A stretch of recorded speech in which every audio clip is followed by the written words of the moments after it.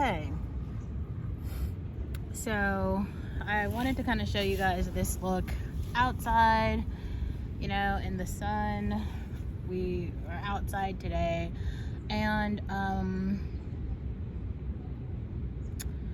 want to talk about the fact that my experiences are not normal. And honestly, no one's experiences are normal, right? Like, everyone's experiences are contextual, as in, like, unfortunately, sometimes we are the narrative in someone else's story. Like, we are characters in someone else's story, sort of like unknowingly. Maybe like you might not want to be, you might not have asked to be, but you might be anyway. Now, this is something that I consistently find myself dealing with, because last year, here's what I learned. Last year, I probably should have focused a lot more on my own therapy and my own learnings, but it was just too difficult for me to do that where I was, because there were just so many people who were telling my story. And I was like, oh, Olivia did this, Olivia said that, Olivia did this, she had this. So I just felt like I needed another narrative. So what I did is I blocked out people who I knew were contributing to this false narrative, who were just telling stories that weren't my story and weren't really the truth. They were just telling their own interpretations. It's like, oh, he told me, oh, she told me, oh, this person said this, oh, I heard blah blah blah, gossip. Has nothing to do, right, with reality. Because if you guys see, so I have one thing that I'm actually starting to do that I enjoy is I've been making these Instagram accounts each year. So the 2021 Instagram account is Olivia Marcia. I'm gonna do something with that account. I just don't know what yet, because I had a lot of experiences and I feel like I actually did a really good job of capturing those experiences on camera, on film, and I would like to make more content about those, but I have to get the time to kind of go through them piece by piece and edit that and really tell those stories from my point of view. I also really appreciate this channel, and I don't think I'm gonna delete anything. I hope one day that BetterHelp or some of the therapy sponsors sponsor this channel, because I think it's a really good one for Black women to kind of see how just a regular person, I consider myself a regular person, deals with life, right? I feel like I am the modern day version of Felicity, as in I am just my life is not like Zoe from Grownish, right? My life is very much so Olivia from Berkeley.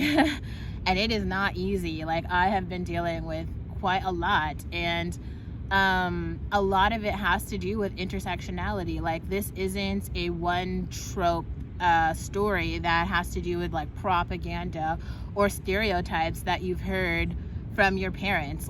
This has nothing to do with fuck your parents, because they don't know anything. They're not living this life. They're old. They're washed up geezers. Some of them give some practical advice sometimes, but for the most part, they don't. And I've said this before, but I'll say it again. Look at the world in the way that it is right now. Honestly, look around. Some things are nice. For instance, this tree. This tree is lovely. And probably one of the people from the eco-friendly places planted this tree. The eco department planted this tree. But there are probably a lot of people who were fuck the tree. We don't want it. We'd rather put something else there that would contribute to capitalism. But because the tree is here, now I can sit by the tree and I can kind of experience the oxygen from the tree, and I'm enjoying the tree. But it isn't because everyone on campus said, we believe in this tree and we love this tree. No, a few people said, we appreciate the tree, we like the tree, and they planted it. And they were able to have a success. Here's the thing that I realized, everyone at every second has a point of view. They have a perspective, they have a story, and that story is real, okay? That story is not fictional. That story isn't made up. That story isn't, how do you say? It's not a half story. It's a real, it's their perspective. And they can go around, like, this is what a lot of people, especially a lot of people in academia do. They go around to these dinner parties, right? And they congregate among themselves, right? They don't really have anyone who's not a part of like the group contributing to this conversation. So what it is, it's a biased circle, right? It's just a circle of people who all think exactly the same, coming together to share ideas that are exactly the same. So this is how you get sort of like elitism in academia, and you guys have seen some of the beginning works, me unpacking master, and what that feels like, especially being like a Black woman entering these spaces, because we are other in all of the ways. Like, we are new here. They, like, everyone else is still trying to figure out, like, these are people who study eugenics, okay? They don't even believe that like Black women are humans. They do not see us as like academically gifted. They do not see us as, say, like civilized, or like, I don't know what other words you could contribute to this. I mean, you guys have seen the conversation I had with the doctor, the lawyer, the engineer, and me, all talking about how like we defied the odds. It wasn't like everyone around us was like rooting for us and all of our classmates were nice. No, that's not how it was. Even amongst like white trash on campus, racist Asians, like lab partners who said, we don't want to work with you, we got past like all of that. And that's not 50 years ago. That's like 2 years ago, or like 4 years ago. Like, these are the institutions that some of you guys are pushing your children into, not realizing like no one has fixed it yet. And some of us are like skimming by, okay? Like, we are barely making it. It is not like we are thriving. Some people, some of the new girls are thriving. Don't get me wrong. Like, some of the new YouTube girls, bro, they are out here and they are thriving, and it's good. But it isn't all of us, and it isn't most of us. And I'm just here to tell the other side of the story. The other side of the story is real. And I think a lot of you have to remember that, like, there are a lot of people, and I mean a lot, especially people in the Black community, who have never had access to any form of therapy ever, but they have had overexposure to trauma. So all they have are trauma responses. Like, every single response is a trauma response. So any response that's like not a trauma response is actually like unknown in that community. Like, for instance, if someone saw like someone get slapped or something, in a lot of Black communities, the normal trauma response is to laugh at it and mock the person who just got physically injured.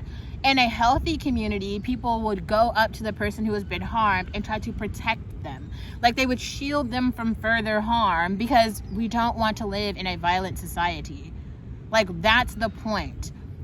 What I'm saying is, and this is one place where I feel like I have to respect conservatives like Ben Shapiro and like Ann Coulter, because they have spoken out about even the violence in the Black community, at least acknowledging that it's there. Like, every day, a lot of lives are lost in Chicago. Like, people watching those stats and those numbers, and especially like Black men who claim to care about Black lives, anyone who claims to care about Black lives and who refuses to acknowledge like what's going on in Chicago, and this is America. Like, Black men are killing, like murdering each other every day in cold blood. I'm sorry, but some issues are like women's issues, and that is not my fight. Like, Black men need to go save each other. Like, y'all need to be out there. And I'm just saying, especially if you seriously claim to care, why don't you go out and talk to like your fellow brethren or whatever and do something about it?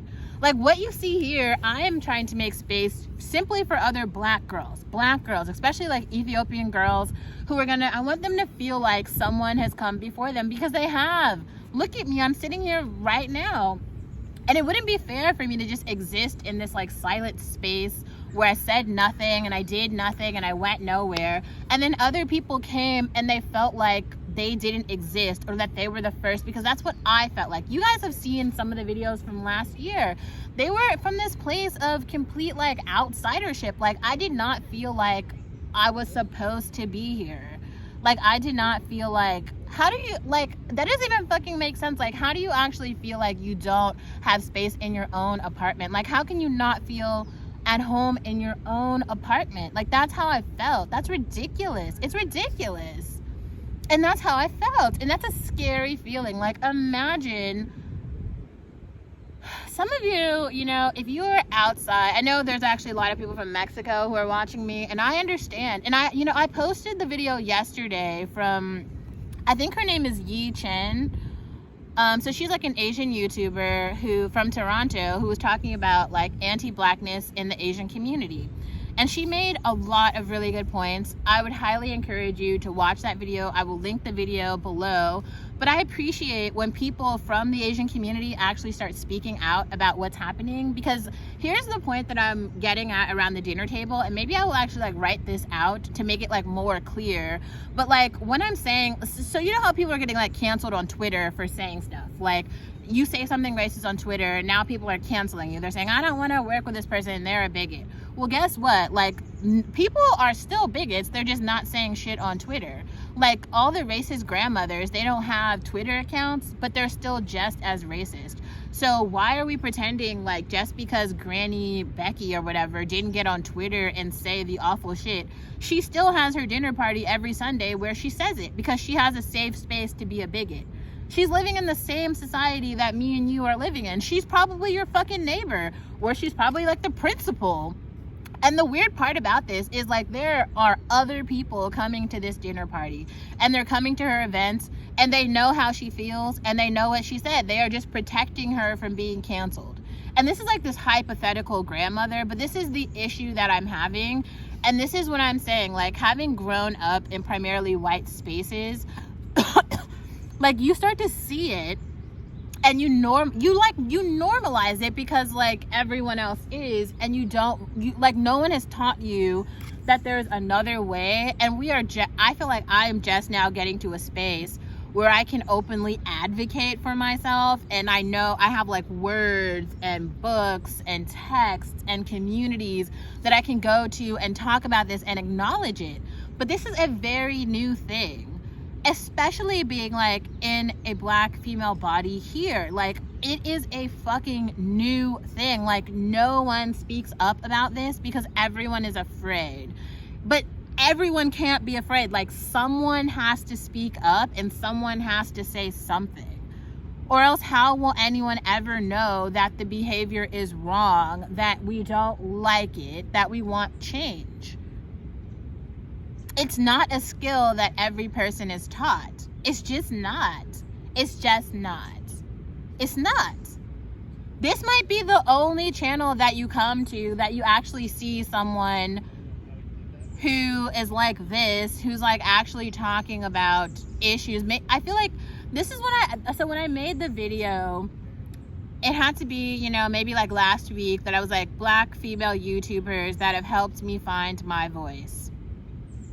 I can't imagine the amount of self-work that those women have had to do in the supportive communities that they've come from to enable them to speak up about some of this stuff. Because like before them, there was no one.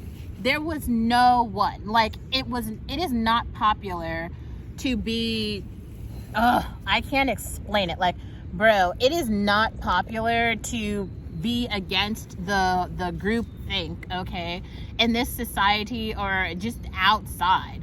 If you have any differing opinion, especially if you say something back, like for instance, here's something that really bothers me. When I was on Twitter, I was watching this one professor. He was like a tenured fucking professor at either Princeton or one of the Ivies, right? And he was in the computer science department. Now he was talking about how he's like anti-affirmative action. He's anti this, he's anti that. He's tired of giving people handouts.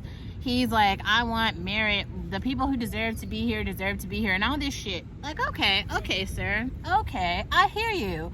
And then I listened to the Unsaved podcast like a few days ago, and here's what Ann Coulter said. She said, here's what I believe. I believe in America, civil rights should only apply to black Americans. And you know what? I believe that too. Because if that were the case, all of these other groups, the the Ukrainians, all of the Latinx people, the Indians, of all of the Asians, everybody Asian, everybody Pacific Islander, Native American, everybody else would be out here doing 100 years of work that Black Americans did alone. Okay, all the rights, and especially, I'm gonna say this again, please go watch the video that's linked in the description box that's about anti-blackness in the Asian community, because she points out a very good point. She said, like, this act that was put into law, it was called like the Asian Rights Act or something. That act came directly out of the civil rights movement that Black Americans fought for. The only reason that Asian people are here, like, we can look at all of the really great things that they have done here. I'm not taking that away. I'm not trying to be like, oh, they're not smarter or whatever, but she makes a really good point as well. She said so many Asian parents are pushing their children to strive academically because that was the way into, like, safety. Like, by being this, like, high performing Asian person that conforms into, like, what is kind of traditionally, like, white standards, you're able to kind of, like, bypass discrimination. The problem that I have with this is a lot of other people want to talk about meritocracy, right? Saying, like, I did all of this work for myself, and because I did all this work for myself and I have these things, I deserve them. I agree with that 100%. This is why I feel like other communities of color should go fight for their own civil rights. Why are they eating off of the civil rights plate of Black Americans who have done all the work, built all the infrastructure, built the universities? Like, don't we have the study from Harvard that just came out that talked about how slaves built the library, they built the campus, they built everything? Okay, so then who's eating off of whose plate here? Like, who really built what, and who, like, being able to read and being able to write are not skills more worthy than being able to create art or perform a song or, like, any other skill, being able to draw, being able to cook.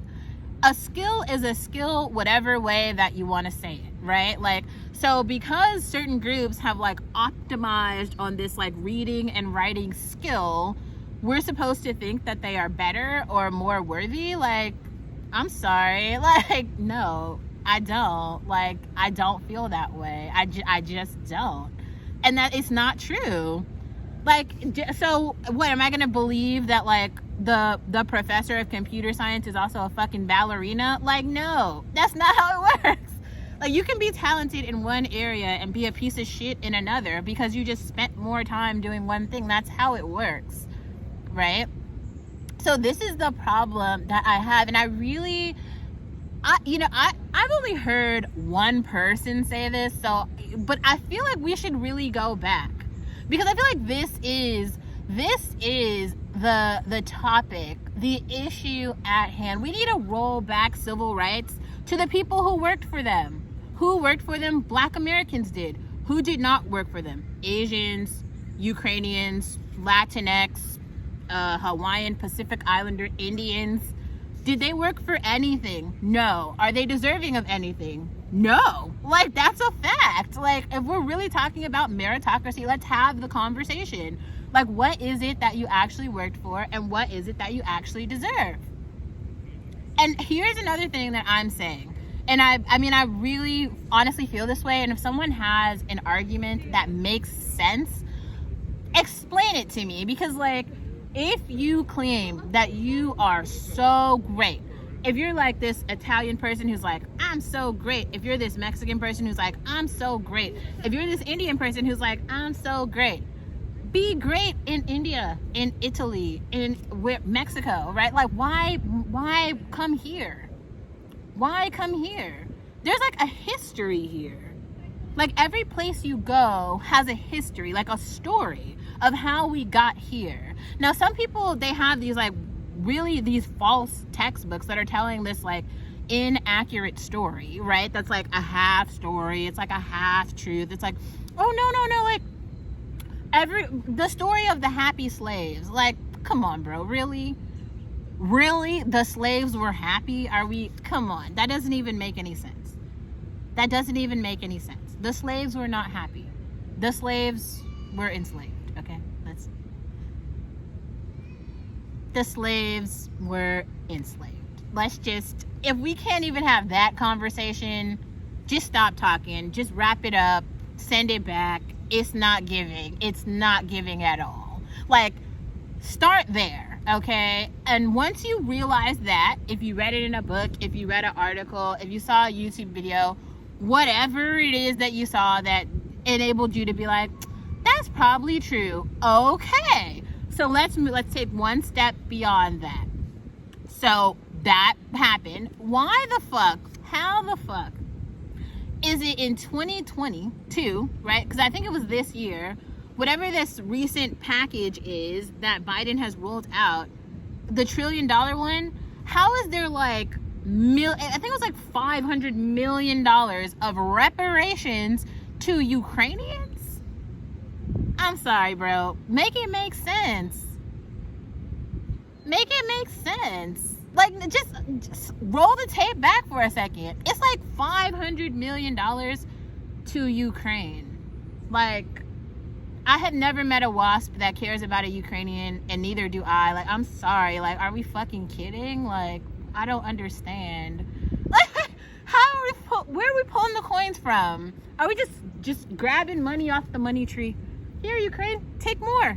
Take the gasoline too. Take it all. Here, we don't, like, where are we getting this money? Inflation is up through the fucking roof. Where did it come from? Who has the funds? Where, Becky? Like, I'm not seeing it. Like, I don't understand. Like, how? Just on my walk here, I passed 17 homeless people just sleeping right on the ground. If I had to guess, I would say that these are like war veterans just sleeping right on the ground. So, I mean, if we are making the logic here and the math starts to math, those people probably need housing and help. How are we honestly taking in any immigrants at all? Not even in a joking way. Like, my father is like of Ethiopian heritage. That's why you guys see in my Instagram profile, like, I am black. So in terms of my, like, what is it, like, racial group, like, black from Africa, right? Originally from the country of Ethiopia. At the same time, if I was born in Ethiopia, and there are many, many people who were born in Ethiopia and who have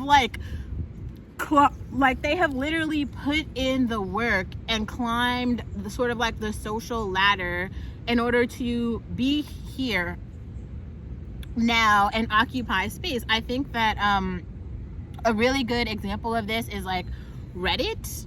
She's a great example of this. Someone who grew up in an Ethiopian village and took her academics seriously, went on to Harvard and then I think to Duke or something, and now is like a professor here at Berkeley.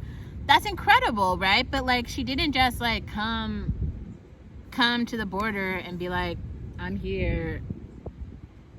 That's not the story. But like, that's also, her story is not my story, right? Like, I was born here. My mother is a Black American. My grandmother is Creole from like Louisiana, from like the bayous. We have stories there. So if you don't know what that means, Creole is like this, a good example is like Beyonce. She's like Creole too, where it's like you're French, you're Caucasian, a little bit of Spanish and African all mixed into one, and they have like this particular like language that like my grandma and her sisters speak. It's like a Creole. It's this broken French.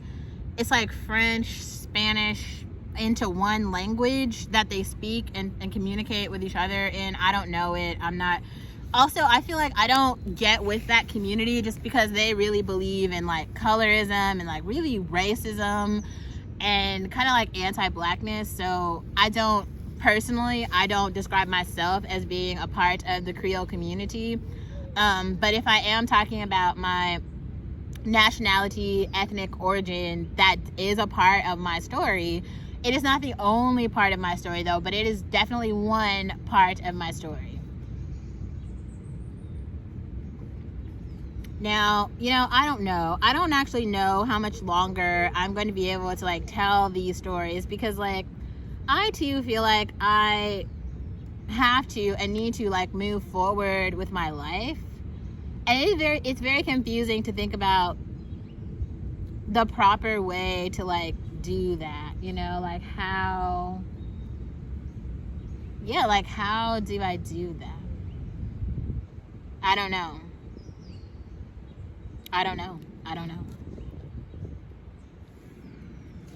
It is a bit confusing. It's a bit confusing. I don't know.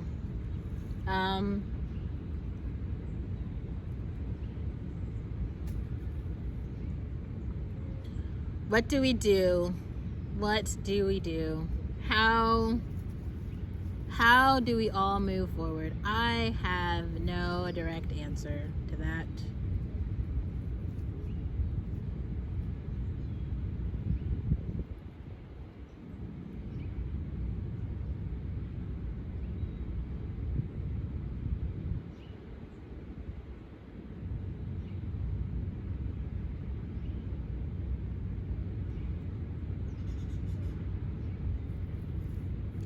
Something to think about, right?